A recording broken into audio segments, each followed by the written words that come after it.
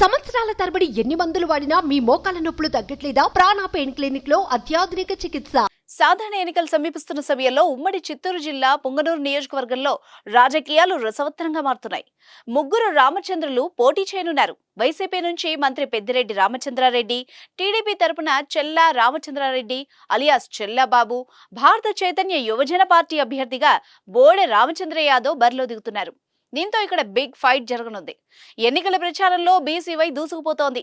ఈ క్రమంలో సోమవారం అధికార వైసీపీ బీసీవై మధ్య ఘర్షణ వాతావరణం ఏర్పడింది. కొంతమంది బీసీవై మహిళా కార్యకర్తలకు గాయాలయ్యాయి. ఈ ఘటనపై రామచంద్ర యాదవ్ అభ్యంతరం వ్యక్తం చేశారు.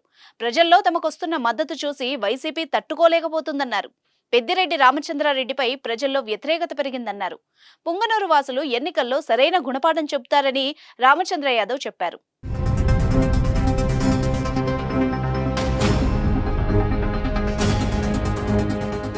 సుమన్ టీవీలో మీ పర్సనల్ అండ్ బిజినెస్ ప్రమోషన్స్ కోసం కింది నెంబర్కి కాంటాక్ట్ చేయండి.